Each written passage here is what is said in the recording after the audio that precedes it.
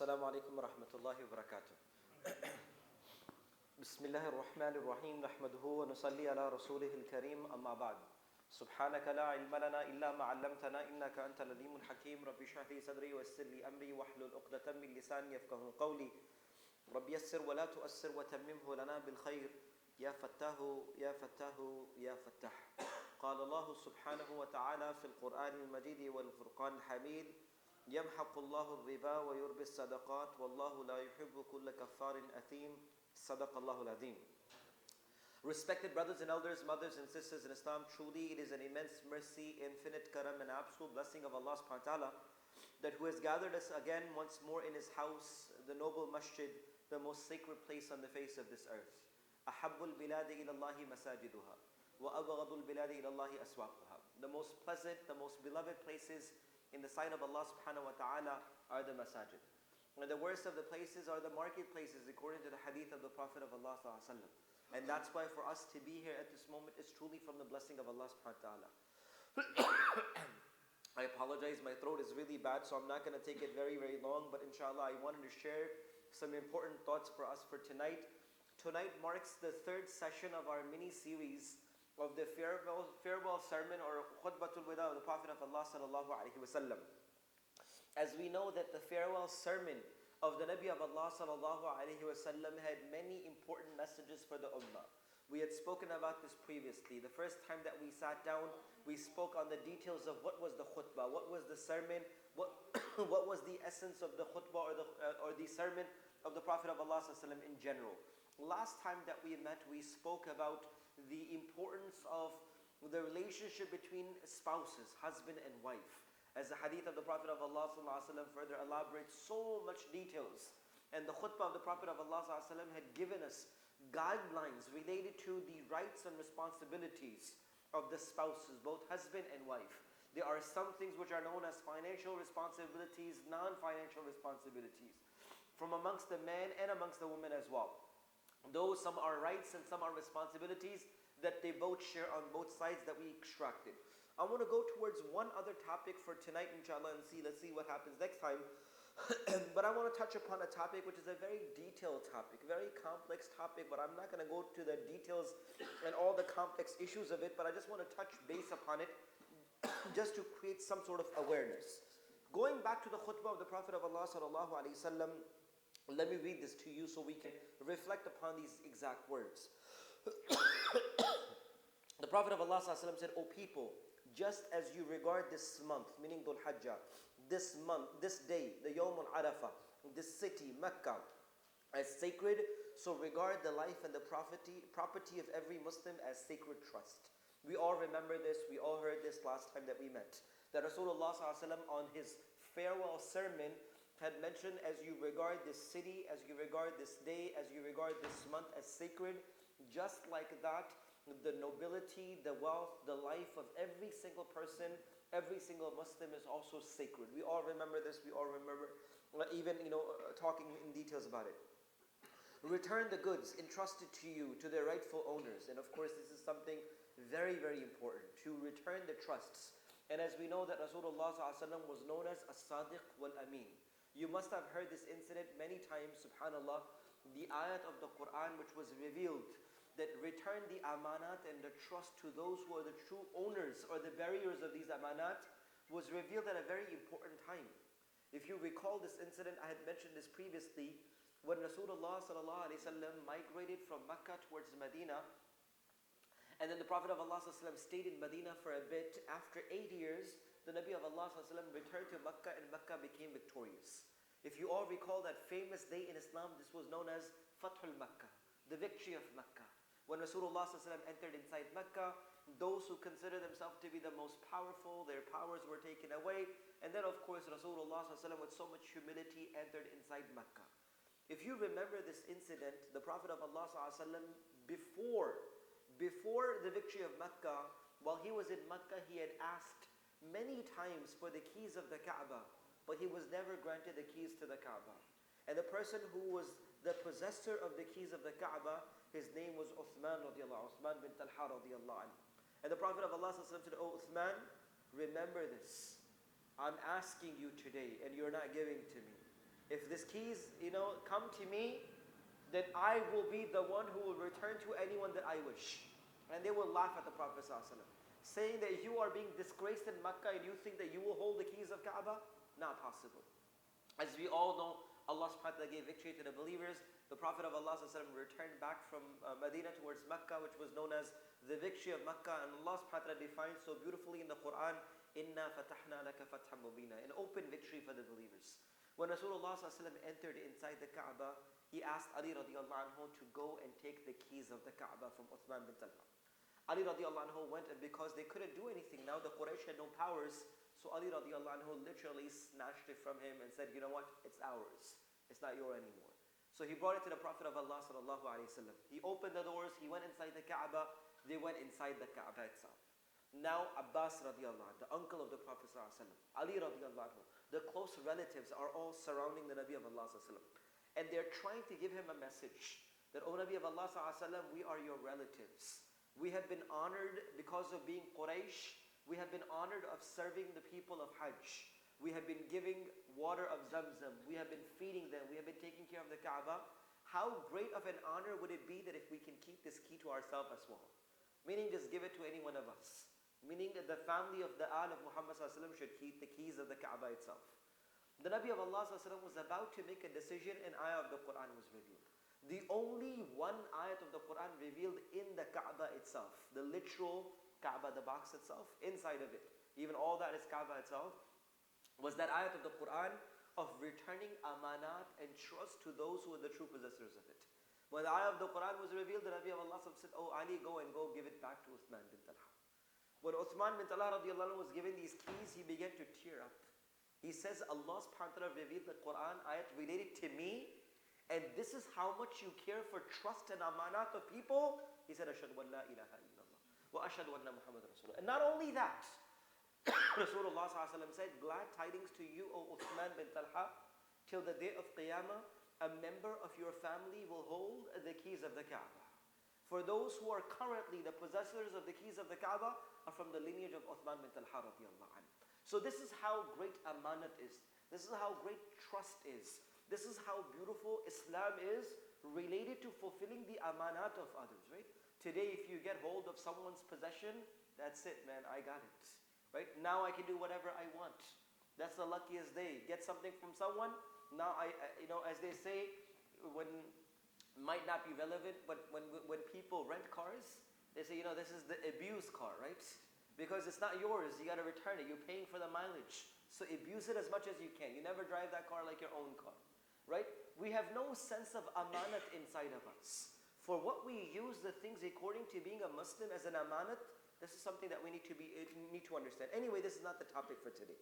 Coming back to what I was saying.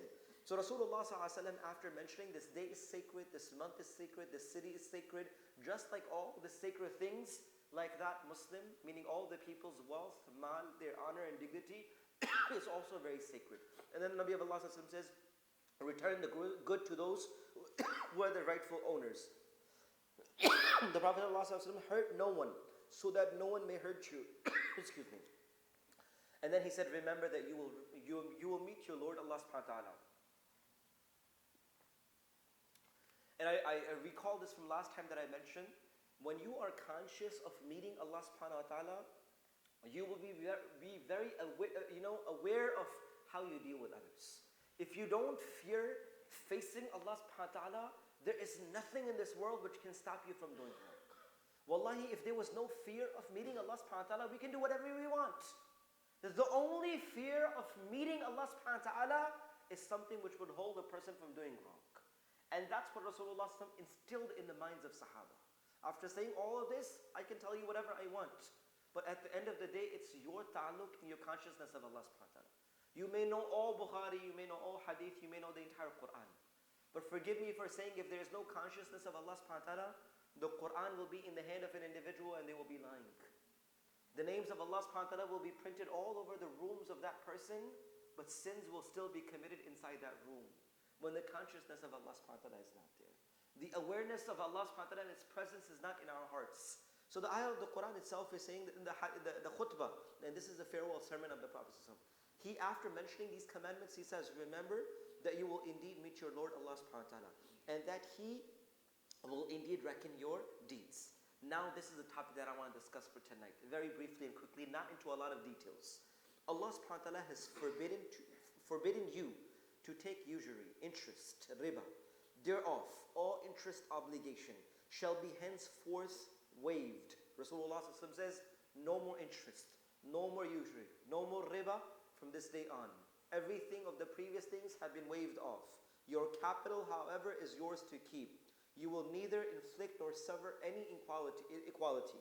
Allah subhanahu wa ta'ala has judged that there shall be no interest, and that all the interest due to my own family, Abbas ibn Abdul Muttalib, meaning the Prophet's uncle, he says henceforth is waived, meaning we want nothing. If you think that we are waiting for our interest and riba to accumulate, I speak on behalf of my own loved ones. I speak on behalf of my own uncle, Abbas ibn Muttalib, that from today we don't want anything. We crush the words of Jahiliyyah behind our backs, and from today there is no more interest and usury. Coming to this topic, forgive me, there are many ayats of the Quran related to riba and usury. The word riba, which is usually used in the Quran, Allah subhanahu wa ta'ala uses this ayah of the Quran in numerous places in the Quran. The word riba comes from an Arabic root word, which means the raba'a, which means to increase, to enhance, to flourish. All of that is the meaning of riba. But now a question comes to our mind. Isn't this also very similar to the meaning of zakat? If you actually look at the literal meaning and the root word of zakat, and also the zakat word, even though it means to cleanse and purify, the word zakat also means to increase, to exceed, to flourish. So now two words, similar meanings. But why so? One is permissible and regarded as ibadah, and the other as regarded as completely haram, amongst the 7 of the most evilest thing that an individual can do, which we'll talk about shortly. So how is that possible? Two words which almost have the same root word and have the same meaning of their root word, but exact opposite rulings from Allah subhanahu wa ta'ala. So now linguistically, as they say lughwi, they're usually almost the same meanings. So scholars have mentioned that the word riba can, in the means of calculation, in the means of numbers, in the means of knowing what is in front of you, excuse me, maybe the reasons of increasing, growth and flourishing. But in the sense of barakah, in the sense of blessings, in the sense of actual use, it's decreasing. But on the contrary, if you look at calculation, if you look at amounts, if you look at numbers, zakat will bring down the amount, calculations, numbers in front of you. $100 you gave your zakat, $97.50. Actually, your numbers went down. Your calculations went down. Your estimated amount went down. Riba, 100, it became 110. Calculations, numbers, estimates, and amounts went up. But now, the words literally means that. But the ayah of the Quran is saying the effects are complete opposite. In the sense of blessings, in the sense of barakah, and the third thing is so important, in the sense of actual use of this money, the money with zakat will be much more useful. And the money with riba will have no actual use itself. Meaning it will have such a less use that the money which is accumulated or brought from zakat, left after zakat, will be much more useful. Let's go to some ayats of the Quran and discuss about this. The ayat of the Quran mentions, Surah Al-Baqarah, verse number 275. الَّذِينَ يَأْكُلُونَ الرِّبَى. And those individuals who eat riba. Those individuals who eat riba, meaning take riba. And this is a very, very difficult topic, and I don't want to actually go into the depths of it. Some of you might answer, my health would not allow me to discuss the details, maybe some other day. A question can come, and a lot of people, the so-called intellectual individuals of the world, raise this question nowadays. They say the ayat of the Quran says, لَا يَأْكُلُونَ الرِّبَى. They don't eat from, الَّذِينَ يَأْكُلُونَ الرِّبَى. Those who eat, meaning those who take from the riba. The ayat of the Quran doesn't say those who give riba. So in the needs, you should not take riba, but if you want to get something on riba, then you can take it. Right? This is an ayah of the Quran that people's so-called intellectual minds begin to think in that way. which is a very difficult topic, and inshallah we will discuss some other day. It is very similar to saying that Allah subhanahu wa ta'ala says, لا يشروا بآيات الله ثمنا قليلا. Don't sell my ayats for less money. Thamanan qalil means something which is worthless. Don't change my ayats of the Quran for thamanan qalil. So if a person says, I think thamanan qalil means $2,000. If someone gives me $1 million, I'll change the Quran. So that means the ayat of the Quran says, for less money, don't change the Quran. For more money than you can change the Quran, that's a wrong ideology. Wrong interpretation. Because everything in front of the Quran is worthless, meaning it's thamanan qalil in front of Allah subhanahu wa ta'ala. So many a times for those who want to choose wrong, they will extract from the ayats of the Quran in such a manner that will get misguided, and they will misguide others. And I just wanted to touch briefly upon this, because you may hear this in an intellectual world, that a lot of time people will say stuff like this. And that's why Allah subhanahu wa ta'ala mentions in Surah Ali Imran, and it's a very complex topic. There are two types of ayats. Ayatul muhkamat, those ayats of the Quran which have hukam directly from Allah subhanahu wa ta'ala, and ayatul mutashabihat, those which have dual meanings. Those who have the clarity of their heart will look at muhkamat, straight ayats, and they will follow a path. For those who have crookedness in their hearts, they will always look at mutashabihat. It's dual meaning, brother. It could be okay, could not be okay. So now the ayats of the Quran saying, follow the path of muhkamat, guidance from Allah subhanahu wa ta'ala. But this is an extreme long topic to itself. So verse number 275, Allah subhanahu wa ta'ala mentions in Surah Al-Baqarah, الَّذِينَ يَأْكُلُونَ الرِّبَا لَا يَأْكُلُونَ إِلَّا كَمَا يَقُومُ الَّذِينَ يَتَخَبَّطُ الشَّيْطَانُ مِنَ الْمَسِّ. Allah subhanahu wa ta'ala says, for those who partake from riba and usury and interest, there are those that they will be standing on the day as though they have been touched upon by the devil shaitan. There's a hadith of Rasulullah sallallahu alaihi wasallam, let me share that with you. The Prophet of Allah sallallahu alaihi wasallam said, on the day of resurrection, people will rise from their graves very quickly. وَنُفِخَ فِي الصُّورِ فَإِذَا هُمْ مِنَ الْأَجْدَاثِ إِلَىٰ رَبِّهِمْ يَنْسِلُونَ. On the day of Qiyamah, when the trumpet will be blown, people will begin to take off dirt from their bodies, and they will quickly rise. The ayah of the Quran mentions, except for those, this hadith mentions, except for those who engaged in riba. Those who took usury and interest and riba and sued in this world, the hadith of Rasulullah mentions, they will stand up and they will fall down like they have epilepsy. Like a person who's diseased, that you stand up, and you try to make them stand up, and they'll fall to the ground. And you make them stand up, and they fall to the ground. And then the hadith mentioned, the Nabi of Allah recited this ayat of the Quran. And that means those who consume riba cannot stand on the day of resurrection except as one stands who has been beaten by the Satan intensely. Meaning, he's been touched by shaitan or beaten by shaitan himself. And that's what Rasulullah said on the day of Qiyamah, when men and people will rise, those who used to take riba will not be able to stand upon their own feet. This is the interpretation of this ayah of the Quran.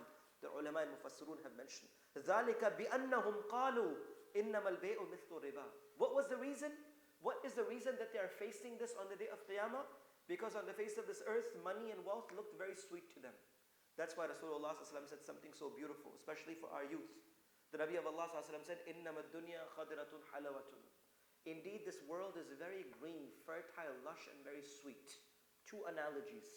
Green, when something is really fertile, something very beautiful, your eyes become attracted to it, right? You look at the scenery, very scenic view and stuff.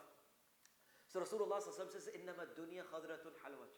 This dunya is very scenic, it's very attractive. Once you begin to attract yourself to dunya, it will take your eyes away from everything else. And once you taste it, it feels very sweet too. So he gave two analogies. It's very lush and fertile, and it's also very sweet if you begin to take it. Then Rasulullah says, اتَّقُوا الدُّنْيَا وَاتَّقُوا النِّسَاءَ. Be aware of dunya and be aware of the women of dunya. And sisters, it's nothing for you to be worried about. You know, and the hadith mentioned, اتَّقُوا الدُّنْيا وَاتَّقُوا النِّسَاءَ. Be aware of dunya and the women of it.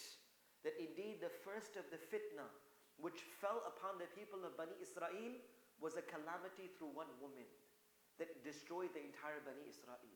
So now coming back to this ayah of the Quran, that when they began to taste dunya, mal started coming, wealth started coming, the account started increasing, from 2 digits to 3 digits to 4 digits to 5 digits to 6 digits to 7 digits, and now it's increasing, and we are seeing zahiran, happiness and joy and all the things in front of our own eyes. The ayah of the Quran says, ذَلِكَ بِأَنَّهُمْ قَالُوا إِنَّمَا الْبَيْعُ مِثْلُ رِبَا, that these were the same individuals who will be treated the matter because they begin to say that we're not doing anything wrong, we're just doing business. They begin to change the name of riba into business. And then Allah subhanahu wa ta'ala gave us an ayat to give us a guide, and it says, وَأَحَلَّ اللَّهُ الْبَيْعَ وَحَرَّمَ الرِّبَا. Allah makes bay'ah, business and transaction, completely halal. Make money, live life of comfort, live the most luxurious life if you want, but earn through halal means, not to deceiving others. You can never have happiness by the disobedience of Allah subhanahu wa ta'ala. Allah's qasam, there will be no sakoon, even if you are the king of the world, if you got this with the disobedience of Allah subhanahu wa ta'ala. And you may have nothing in your life, and you may have nothing in your possession, but you are obedient to Allah, you will have the most happy life in this world. You will have the most sakoon in this world. The ayah of the Quran is not stopping us from business and transaction. Find me an individual who can show me more wealth than Abdurrahman ibn Auf radiallahu anhu. Show me a man who is more generous than Uthman ibn Affan radiallahu anhu. Show me people who had bigger tijarat and businesses than Sahaba radiallahu anhum ajmain, and nothing stopped them from becoming radiallahu anhum radu'an. Allah was pleased with them, they were pleased with Allah subhanahu wa ta'ala. Their mal and their tijarat and their business and their transactions never stopped them from the closeness of Allah subhanahu wa ta'ala. And that's why Allah subhanahu wa ta'ala mentions in one of the ayahs of the Quran that there are those that their mal and wealth and their tijarat never stops them from the dhikr of Allah subhanahu wa ta'ala, right? So now Allah subhanahu wa ta'ala mentions that if you want to do the right thing, the doors of halal are open for you. And if you see haram, the doors of haram are also there. But be very careful for what you choose. فَمَنْ جَاءَهُ مُوعِظَةٌ مِّن رَبِّهِ فَانْتَهَى فَلَهُ مَا سَلَفَ. The ayat of the Quran continues. Next ayat of the Quran. This is so strong. يَمْحَقُ اللَّهُ الرِّبَا وَيُرْبِي الصَّدَقَاتِ. The word yamhu in Arabic, mahiha in Arabic means, mahiqa in Arabic means to completely vanish. When something MIA, like completely gone, you don't even know what happened. Seriously, everything just vanishes. This is what is called the yamhaqullah. Allah subhanahu wa ta'ala promises to vanish the wealth which is accumulated through riba. You may consider this to be everything. And we have seen this in front of our own eyes. I'm not there to give you any political, any governance, any examples, but you have seen the financial systems of the world at this moment. I share with you one of the articles, if you get a chance, read it, from 2008 and 2009, from the Vatican. And an article was published, and they say that the financial crisis that the world is facing, the only remedy and solution to the crisis is the Islamic financial system, which will bring back the humanity to its place. Read it. It's in the journals of the Vaticans. In 2008 and 2009, when the financial crisis happened, even the Vatican said that the only thing which will bring back the remedy of this humanity will be the Islamic and financial system of the Muslims, meaning non-interest bearing. Yes, there's ways of making money, but in a way when usury and interest is there, then indeed not only one individual, but generation of these individuals are destroyed. And you have seen nations. And I was reading one of the articles, and one of the presidents said in 1986 or 88, we borrowed $15 billion. And we returned until 20 years, $28 billion, and we are still told that we are $50 billion short, and we have not given enough. So that means that children who grew up in 5 decades of that year, in that generation, has all grown up, all upon interest and usury, with no future of their lives, no stability of their lives. And so many slums across the globe are being raised because of these issues, because certain individuals want to live the life of comfort. And that's what Islam has taught. The division of mal and wealth in Islam is so beautiful. Now that's why Islam, as I always say this, our Islam is not only this masjid. Our Islam is even when we go outside of the masjid. My Islam is my work. My Islam is my school. My Islam is my college. My Islam is my business. And all of these things are so beautiful. For some of our youngsters who are sitting here, if you're really interested, There was a very beautiful article written by Sheikh Mufti Taqi Usmani, about 200 pages of article, written on an entire system which can be based upon non-interest bearing rules, but you can run an entire financial system of the world. If you need the links to that, inshallah, I will provide that for you. But knowing that there could be works, you guys have potentials. We have potential. We have Quran, we have Sunnah, we have the greatest of the guides to stir the humanity towards goodness, which there was once a time that Muslims used to do. And today we have become followers of not even leading the people anymore. Coming back to the ayahs of the Quran, Allah subhanahu wa ta'ala mentions, يَمْحَقُ اللَّهُ الرِّبَى. Allah subhanahu wa ta'ala promises to vanish, completely wipe off riba. And then Allah subhanahu wa ta'ala says, وَيَرْبِ الصَّدَقَاتِ. The word yarbi means to nourish. They said, tarbiyah. The word tarbiyah, what does the word tarbiyah in Arabic means? In Urdu, in other languages, we say when the father raises the child or the mother raises the child by actually spoon feeding the child, holding the hands of the child, feeding them. They said the father is doing the tarbiyah, raising a child step by step, second by second of that child. They're being increased and nourished in that manner. So the ayah of the Quran is giving the same analogy. وَيَرْبِ الصَّدَقَاتِ. Not only one increase, this increase will be for the rest of your life. Every mal, every penny, every fraction of that penny will have barakah inside of it. We don't even realize this, brothers and elders and mothers and sisters in Islam. As I mentioned this in the beginning, the actual use of money, many a times you will see, and wallahi I can guarantee this as a practical experience in my life, that sometimes something that you will receive for such thing that you cannot even imagine that you got this, and how is that even possible? And it was completely halal, completely permissible, and it was just there that Allah subhanahu wa ta'ala had meant for you to have that at that moment. And even haram means could have not provided that. But Allah gives barakah, an actual use of mal with the wealth which is taken through bay'ah and through transaction rather than through riba itself. Wallahu la yuhibbu kulla kaffarin athim, and Allah subhanahu wa ta'ala does not like those. إن الذين آمنوا وعملوا الصالحات وأقاموا الصلاة وآتوا الزكاة لهم أجرهم عند ربهم ولا خوف عليهم ولا هم يحزنون. The ayat of the Quran continues. يا أيها الذين آمنوا اتقوا الله. All those who have believed, all those who have believed. اتقوا الله, fear Allah. وَذَرُوا مَا بَقِيَ مِنَ الرِّبَى. If, for example, may Allah subhanahu wa ta'ala forgive, if any one of us are involved in a transaction of interest at this moment, the ayah of the Quran is giving us a remedy. Oh, the people, fear Allah. It is only the fear of Allah that will hold you back. If it was not the fear of Allah, you would have never stopped. You would have never stopped. So the fear of Allah is the first thing, consciousness of Allah. Now, if you're involved, what do you need to do? The ayah of the Quran is giving us a remedy. وَذَرُوا مَا بَقِيَ مِنَ الرِّبَى إِن كُنتُم مُؤْمِنِينَ. If you are true mu'min, then keep for that what is yours and leave the rest which is not yours, even though it might be so much. Take for that what is your investment, initial root money, which is yours, take that. It's your haqq. No one is taking that back from you. And whatever is extra, leave it in kuntum mu'minin, if you are believers. And then the ayat of the Quran says, Allahu Akbar, one of the most strongest ayat of the Quran, فَإِن لَمْ تَفْعَلُوا.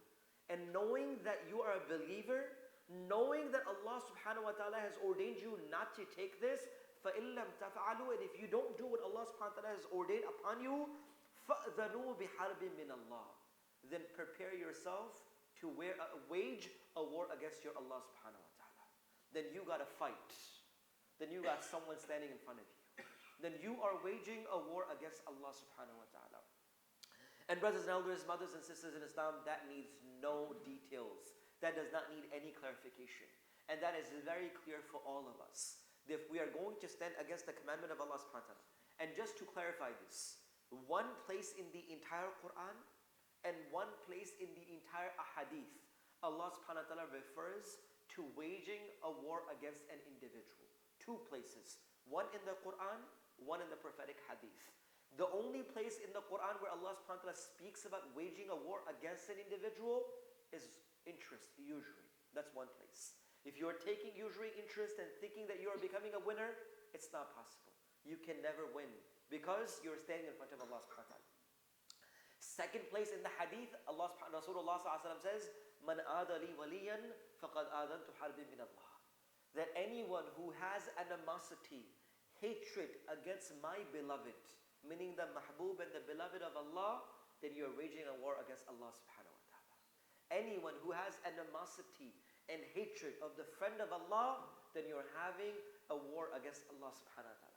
Two places Allah subhanahu wa ta'ala mentions to us. So in this ayah of the Quran, Allah subhanahu wa ta'ala gives us a detail that, oh, those who have believed, fear Allah subhanahu wa ta'ala.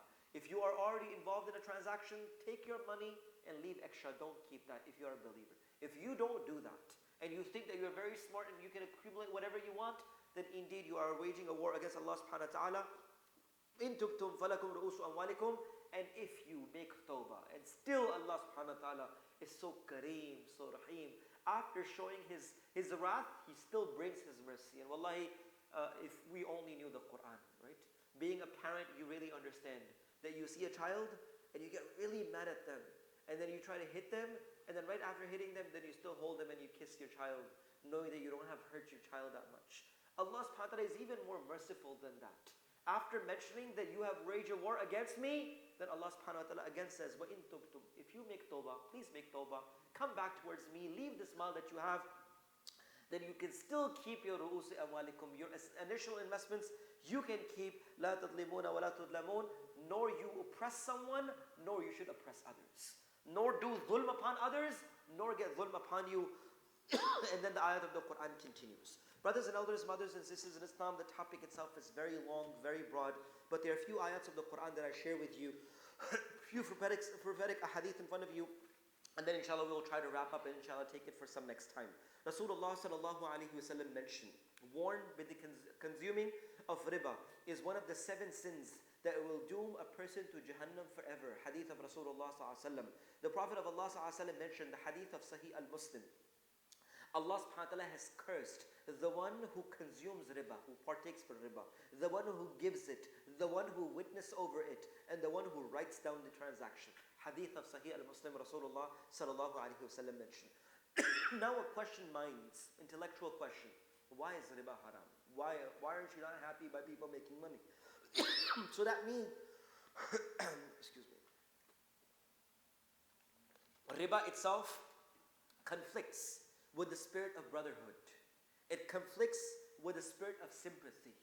When there is aspect of riba and only making money, and you have money and you want to take anything and everything that another person has and squeeze everything out, there's no sense of brotherhood. There's no sense of sympathy.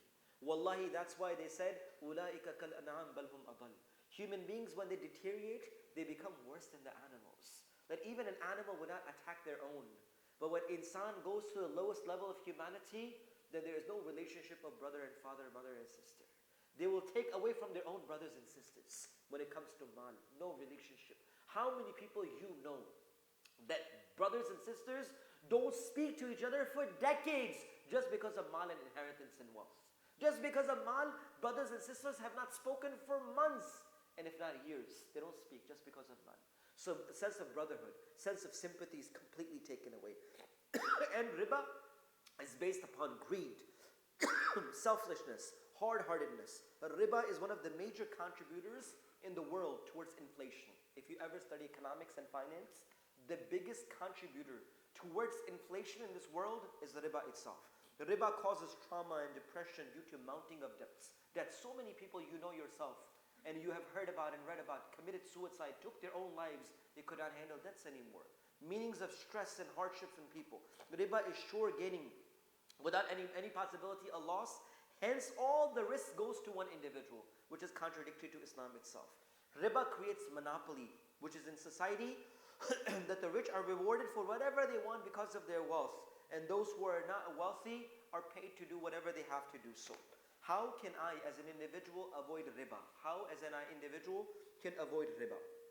This is also a detailed topic, but at least opening up riba-free, accounts in which there is no, transactions which are through there, entering into contracts which has riba penalties and stuff, avoiding that as well, making bill payments on time so that I don't incur riba in my daily, things at my houses, meeting any conditions required to continue trade without the use of riba, and which is possible. If you have the will, there is ways out there for an individual.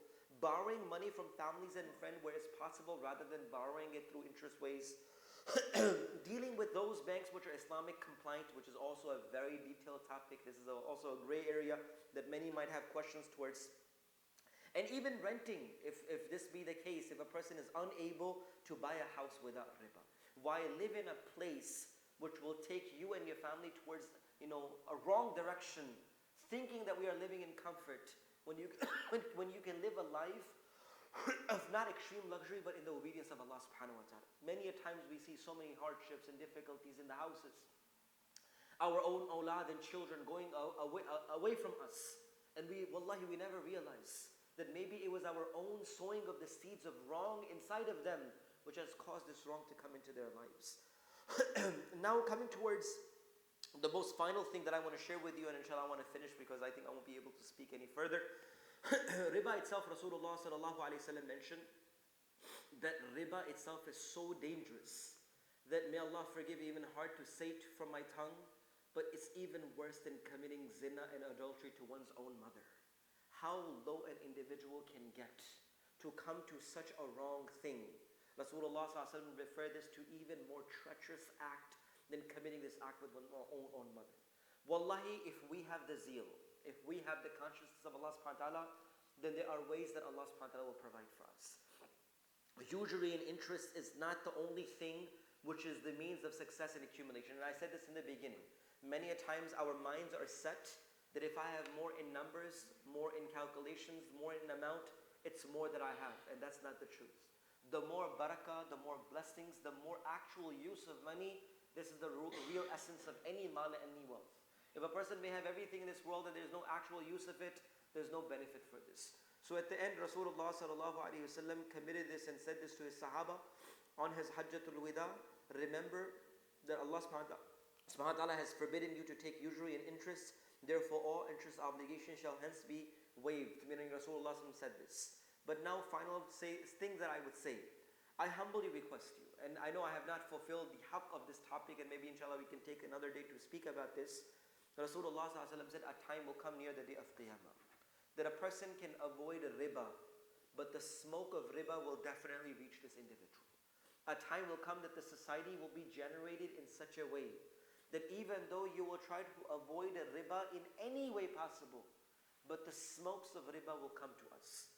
I think the time is very near us, that everything which is surrounding us is coming towards that thing. And now it's our utmost responsibility as Muslims, as believers, to take every step of our life in a very careful way.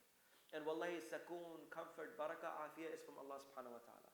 And once we have the zeal, once we have the thought, once we have the concern, and the only reason why I mentioned this here today was not to give you a lot of details related to riba, but just to develop a concern. That what path am I taking and where am I supposed to go? This is just an icebreaker. This is just a sort of sense of understanding that where am I going and where am I supposed to go. May Allah subhanahu wa ta'ala give us the understanding towards Quran and Sunnah. May Allah subhanahu wa ta'ala guide us towards the way of Rasulullah sallallahu alayhi wa sallam. May Allah subhanahu wa ta'ala accept our dua and supplications. May Allah subhanahu wa ta'ala allow us to live our life according to the beautiful Quran and the beautiful life of Rasulullah sallallahu alayhi wa sallam. If the brothers and sisters do have any questions, inshallah, we can just take a few questions, inshallah, and we can finish. Yes, brother.